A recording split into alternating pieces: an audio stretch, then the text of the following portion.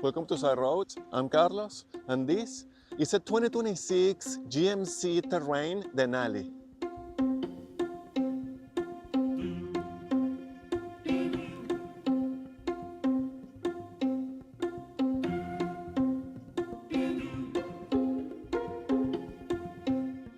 The GMC Terrain Denali comes with a 1.5-liter four-cylinder turbo engine that produces 175 horsepower and 203 pound-feet of torque. The engine is paired to an 8-speed automatic transmission. All Terrain Denalis come standard with all-wheel drive. The Terrain Denali competes in the compact SUV segment against cars like the Nissan Rogue, the Mazda CX-5, the Honda CR-V, and the Kia Sportage, among many others, because this is one of the more competitive segments on the market. Safety features for the 2026 GMC Terrain Denali are things like enhanced automatic emergency braking, intersection automatic emergency braking, rear cross-traffic braking, reverse automatic braking, front pedestrian and bicyclist braking, blind zone steering assist, side bicyclist alert, rear park assist, forward collision alert, following distance indicator, and lane keep assist with lane departure warning. Fuel economy for the Terrain Denali is 9.9 liters per 100 kilometers city and 8.9 liters per 100 kilometers highway, which is 24 mpg city and 28 mpg highway. Price for the GMC Terrain, the full range, starts in Canada around 38,000 Canadian dollars, and the top trim goes to around 52,000 Canadian dollars. In the US, the Terrain starts around 31,000 US dollars, and the top trim goes to around 43,000 US dollars. And remember, the Denali is the top trim of the full range. The interior on the 2026 GMC Terrain Denali is really nice. It's full Denali here. So all the materials are soft and high quality in the dashboard and the front doors. The support points are also really comfortable. The steering wheel comes wrapped in leather with contrast stitching and is heated and is thick and comfortable and nice in your hands, and it's also really good looking, and we have paddle shifters here behind the steering wheel. There is an 11 inches digital gauge cluster, and the way that GMC and GM in general does these screens are really nice. This is clear, this is color, this is high definition, it's simple but has everything that you need to see here, and you can configure a little and change the views. You can even have your map display here in the screen. This is really nice. All the messages from the car come from here as well. And then we have a 15 inches digital screen for your infotainment, and it's really nice. Of course, it's huge. The icons are big, easy to read, easy to use, super nice. And this screen has a split function, so you can still have the maps here, full view with the full 15 inches or almost, and it's massive, of course, really convenient. But you can split it and then have the maps up and then have other information or part of the functions of the car displaying in the bottom section here on the screen. Really handy. The air conditioning controls are also integrated here, but you have physical buttons that you can decide to use which ones, and there is a volume knob here integrated in the screen. Really cool. This unit comes with Apple CarPlay and Android Auto. It also has Google integration for the maps and the assistant. We have a little space here for storage and a tray, 2 cup holders, and your phone charger is here, the wireless charger, which is nice because it's not in the middle if you are carrying other stuff. And then the center console has this small tray. It's narrow but deep. That should be sufficient, and the glove box is on the smaller side, I would say. The seats comes on this faux leather, I think, but they are comfortable. They feel quality, have contrast stitching and piping and perforation in the middle. They are very, very comfortable, and the headrests are also really comfortable, and they can be moved back and forth, and I like the design on the seats. This particular unit is all in black. And here we have this extra leather wrap portion in the dashboard and a chrome with a little bit of fake wood here is also nicely done. The design in general is simple, but it's tasteful. I like this. We also have a panoramic sunroof. So I fit behind myself based on my driving position, and there is enough space free for my legs and my height. There is an armrest with 2 cup holders. The back seat in this Denali trim are heated, and you have air vents and USB-C chargers for your devices on the back as well. The trunk I find pretty practical and spacious. So how is to drive the 2025 GMC Terrain Denali? It's great in here. We had the Terrain before for the channel. It was just closer to the launch date, or at least availability on the dealers, and by launch they only had like the base trim, if we can call it that, because it's pretty well equipped, and then you could add options. And then later on they roll out the 84 version and the Denali version, which is the one that we are driving today, which is top trim, top of the line for Terrain, and Denali is the fully loaded, luxurious version of all the GMC lineup. So it's much nicer in here, of course, and that's why I wanted to have it in the channel. So the cabin is well insulated. I will say is class average. It's not the most quiet car that I have ever driven, or the SUV, to be fair, on the segment, but also not uncomfortably noisy or anything like that. It's fine. I think this is what you will find in most of the vehicles of this class, with some exceptions. So it's good.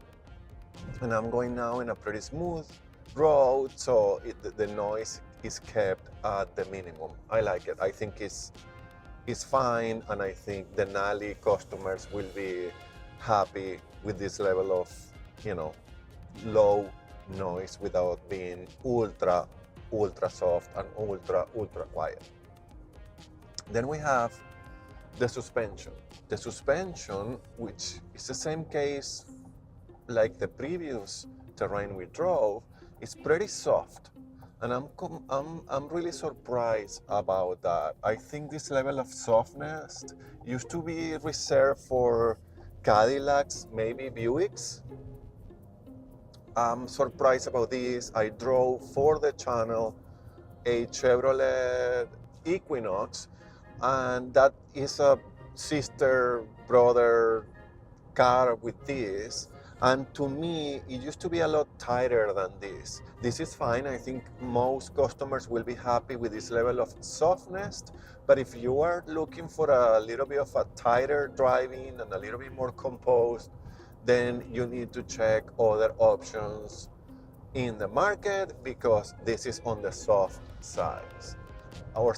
And it bounces a little here and there, so it makes it comfortable, but it won't impress you with driving dynamics, I would say. For most customers, maybe this is the way to go, so keep that in mind. Same with the steering. It is quick and somehow precise, but it's in the soft side, so the whole formula here seems to be towards the comfort side. And again, the Denalis are the luxurious aspect on the GMCs, and I think this is where the lines get blurred between a Buick and maybe a Cadillac, so that's maybe what they are looking for. And let's also remember, GMCs, or at least Denali customers and GM customers in general, love their comfort, and GM honestly is a keen delivering that. So if that's what you are looking for, this may be the one that you should be taking for a test ride. The brakes are fine. I like the pedal calibration here, and I find the brakes are pretty responsive and quick, and they feel pretty powerful for the size and the weight of this car. I like them. They are fine. I like the braking here. There is no There is no need for getting used to these brakes. These are pretty good. Then we have the transmission, which is an 8-speed transmission. By the way, the Denali come only all-wheel drive, and when you get the all-wheel drive, you get the same power, a little bit of extra torque, and an 8-speed transmission. If you go for the base Denali or the front-wheel drive, you get a CVT. So this is good. It's doing a pretty good job shifting around. It's also pretty smooth on the transitions, on the shifting. So it's good. Again, one more aspect to add to the comfort, premium feeling of this car. I like that. The transmission is pretty good. It's doing a good job trying to take the most out of this engine, which is what we are going to talk about now. So the engine is a 4-cylinder 1.5 turbo and produces 175 horsepower, and I believe it's 203 pound-feet of torque. If not, you'll see the correction there in the screen. So if you combine those numbers, the 175 with the 203, and compare with the market, it's right there as the combo. It's a little bit low on the power department, but it's a little bit high on the torque department. That should help for taking off and slow driving to make it feel a little bit more peppy, slow. So it will give you that immediate sensation and reaction at a slow speed and taking off from stops. And for driving, for city driving, that is great. I find the engine is good, it's fine. It's a little bit rough sounding in my opinion, and it goes up on the rev when you need it to go, so it feels like it's working a little bit hard all the time. But with the acceptable level of quietness here, you can hear it, but it's not super loud or intrusive in the cabin, and it's fine. And if you float it, the car goes quick enough. Remember, there is a lot of offerings in this class that will feel similar, at least on the, if we go to the number only on the power. So it's fine. To be completely honest, I'm surprised that this is the engine that they went for, considering how competitive this segment is and how the newcomers are adding technology and a lot of hybrids and a lot of, either two engine options with a lot more power. Maybe the Denali deserved a bigger engine, and it would have been, that option that competes with the second option of engines on other offerings. So it's nice. I think it's enough. I think plenty of people, the majority of people, will be fine with this engine. It doesn't feel underpowered at all. It's just, you will have to get used to it. I think there are better executions on engine, and especially in smaller engines, like the Nissan Rogue, for example. It feels more normal than this, but it's fine. I think, again, it's class competitive, and it will take you where you need. It will give you the Denali options here, and comfort and features, and it is what most people from GMC or GM are used to from their products, and I don't think anything here will make any customer unhappy by any means. So this is a solid product. Maybe they are saving that for later and kick the market. GM and GMC and all the GM brands has been bringing a lot of very strong products lately.